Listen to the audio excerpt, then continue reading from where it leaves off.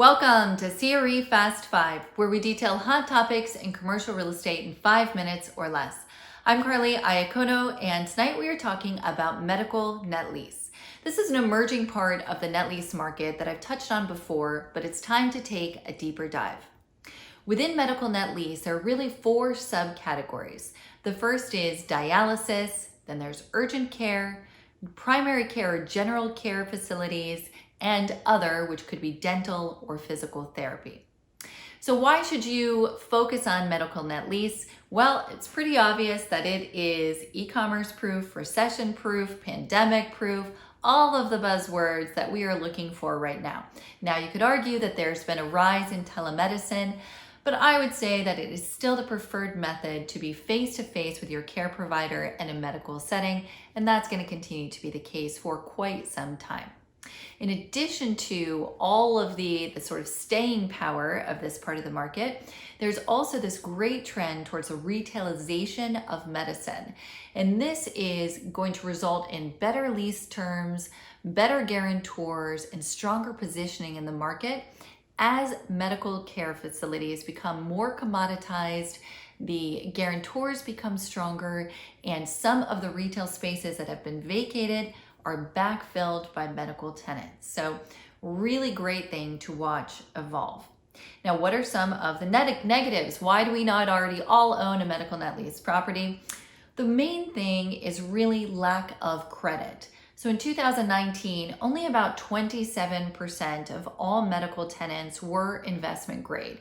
That's very low. So the bulk of the industry is made up still by small groups of doctors, small business, etc. You don't have a lot of publicly traded companies and you don't have a lot of investment grade credit. Now, the private clients do tend to gravitate towards the few tenants that we do have in this space that do have credit and financial strength behind them. Whereas interestingly, some of the specialized REITs and institutions are actually going for more of the private doctor-backed smaller deals as they search for yield. So it goes to show you there's a buyer for everything. Really depends on what your risk profile is. So let's go through some details of each of those different parts of the market. First, and at the forefront, is really dialysis. About 10% of the population, unfortunately, has a chronic kidney condition. This is expected to rise as the population ages and our lifestyle does not really change in America. So what that means is at any given time, roughly 10% of the population either needs some level of dialysis care or a transplant. So very significant numbers of need here. Within dialysis, there are 2 main really market leaders, if you will, and this is where most of the credit and strength in the medical net lease sector comes from these 2 companies, Davita and Fresenius. Fresenius is investment grade and publicly traded.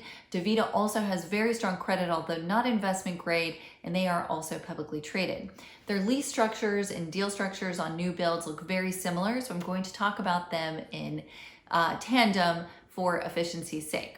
Typically, they will both do a 15-year double net lease. Now, there is roof and structure and often some other management on the landlord, so pay attention to that. If you're looking for something truly passive with no responsibilities, you might want to think twice.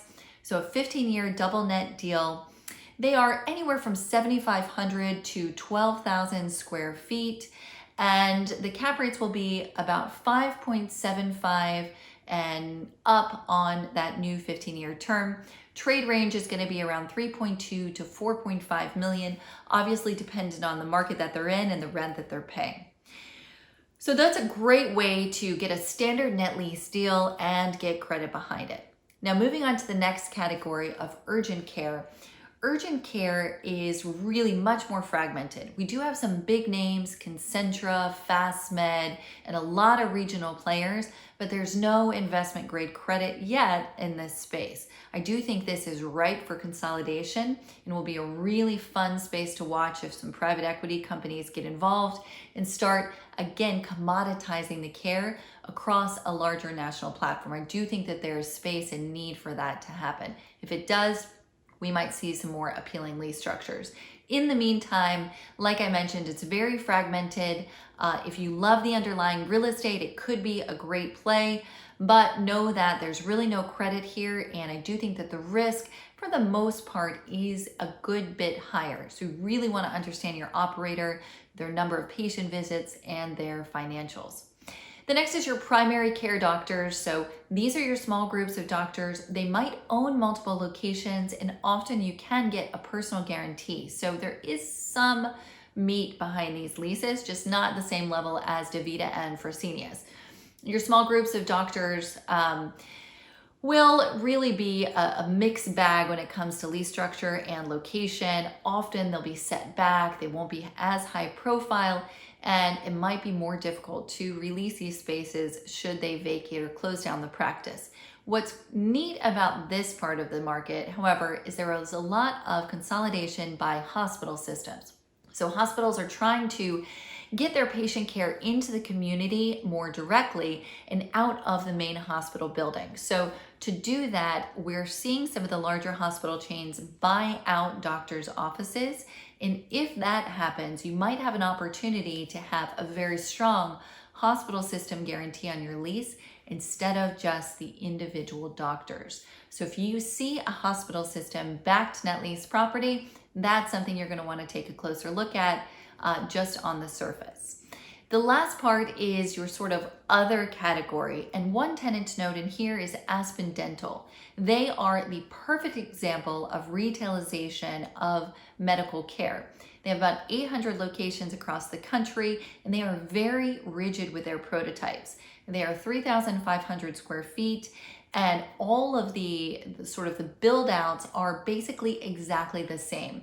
And they do that because they want the patient experience to be consistent market to market. So they're taking medicine and doing the McDonald's model that everyone gets the same hamburger, and they do think that that will draw in consumers. And I don't think they're wrong. I think it's a very interesting business model. Now, they are not publicly traded, they are not investment grade, so they're still in growth mode, but obviously there is tremendous scale behind them, and that could be an interesting company to look at. They do trade on a slightly higher cap rate. Usually you'll be at about a 6.5 on a new build, and their new builds are 20 years absolute net. So they are appealing to the private investor a little more, and they're more aware of their lease structures, which is a very good thing. Beyond that, there's physical therapy. There's a lot of other sort of iterations in the medical space. And if this is something that you'd like to explore further, please give me a call. Happy to discuss in more detail. That was CRE Fast 5. I'm Carly Iacono. I look forward to seeing you again soon.